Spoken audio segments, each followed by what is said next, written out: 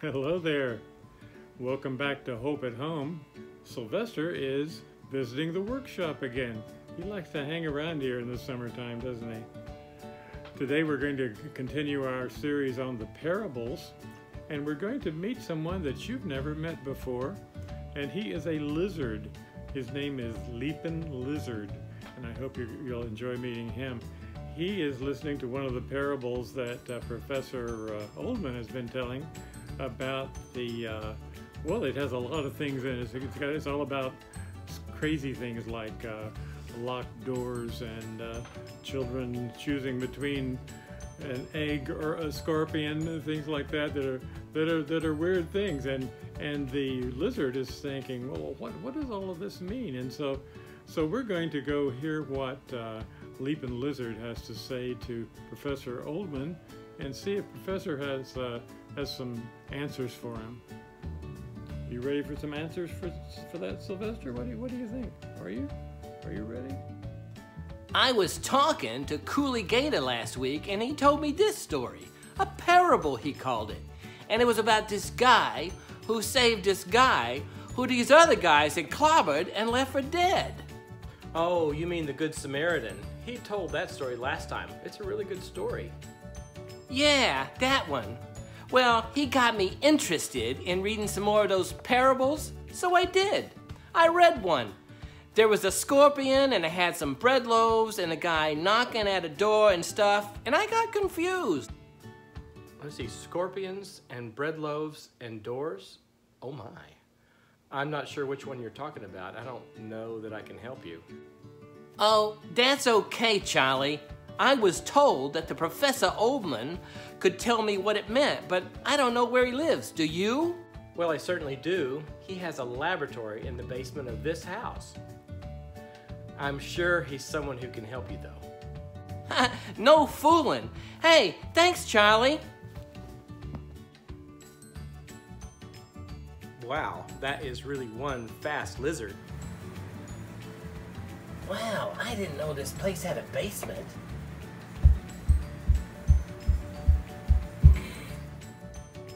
Huh, here we are. Justin Oldmann, Professor of Curiosities. Please disturb. I'll knock anyway. Come on in.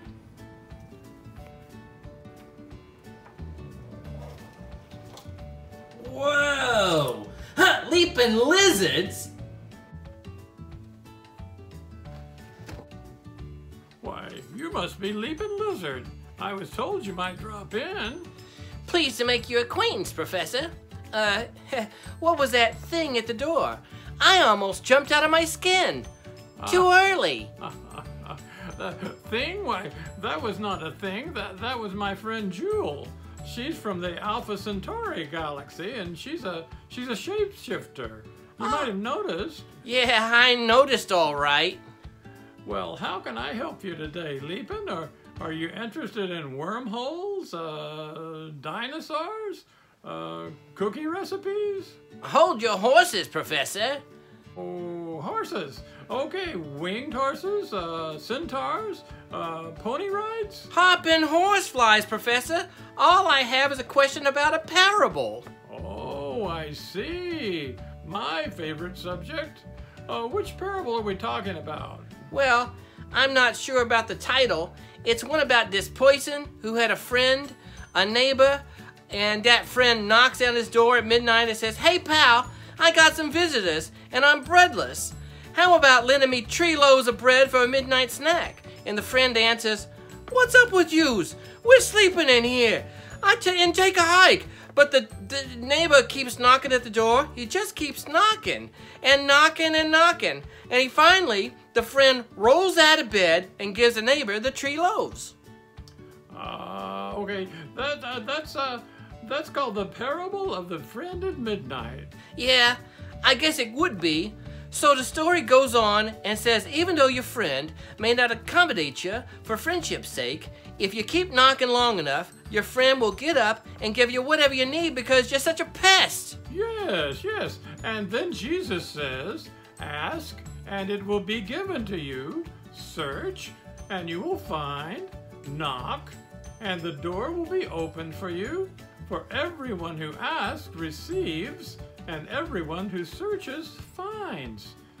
And for everyone who knocks, the door will be opened. Yeah, I get it. The parable is really about God answering prayers, especially when people don't give up and keep on praying. Yes, that's right, but what part of it do you need explained? Well, let's see. Jesus goes on talking and he says, if your child asks for a fish, will you give him a snake instead of a fish?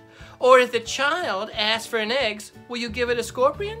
Yes. Okay, what I don't get is, he's saying that snakes and scorpions are not as good as eating fish and eggs. Scorpions are my kid's favorite dish. I understand. Well, the parables were written for humans, not lizards. Humans don't eat scorpions. We stay away from them. Then, what is all this talk about scorpions if you don't eat them anyway? Oh, I don't know. Maybe Jesus was just being funny. Funny? Jesus joked around?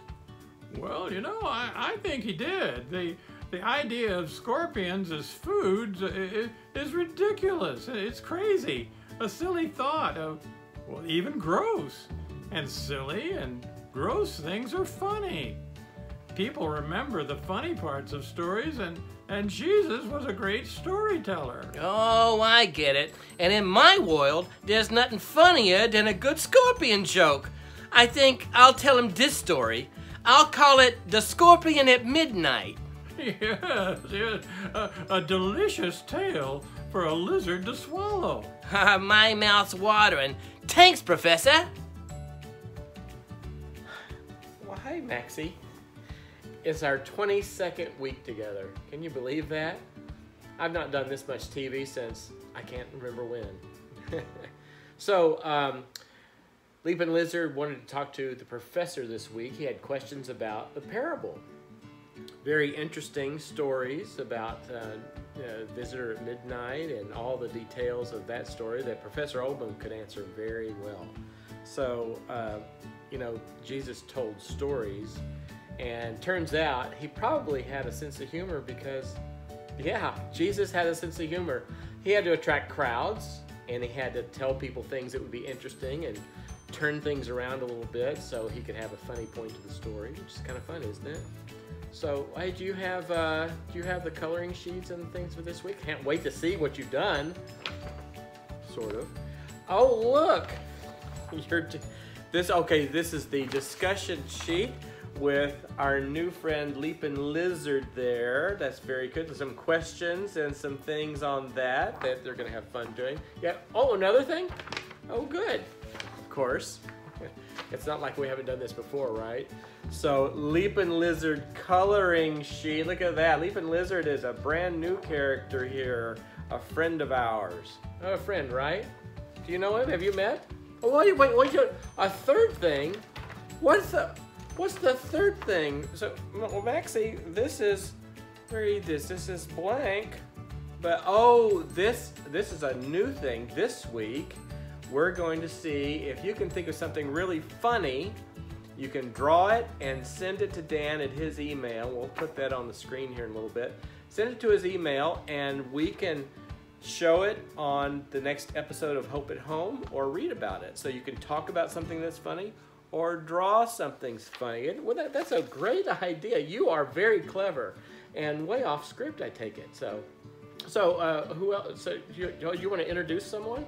Oh, yeah. Well, who is here? Of course, it's Misty. Misty, Maxie, and Mo. Hey, Mo. So all three of you together. So it's not a legend after all that there's 3 mice living in the house. So that's so good. Well, it's Maxie, Mo, and Misty. It's so good to finally meet all of you again. So all 3 of you. It's just like, and you're almost like twins. It looks like. So very close. So, well, this is a great chance to have the family reunion, isn't it? So, all right. Well, can you let's all 3 of you wave goodbye to our audience out there, and we'll say you'll see you next week. Are you ready? Okay, ready? 1, 2, 3. Bye, everyone. We'll see you next week. Well, Sylvester's still here, and we were just discussing what Professor Oldmann has said to our lizard friend, Leepen Lizard. And I think that Sylvester and I have both learned a little bit more about that parable and a little bit more about what people think about Jesus. A very interesting conversation those two had. I know that Sylvester really likes lizards, but he usually likes to chase them. Maybe he can be a little more inclusive about lizards now, since he's met Leepen Lizard himself.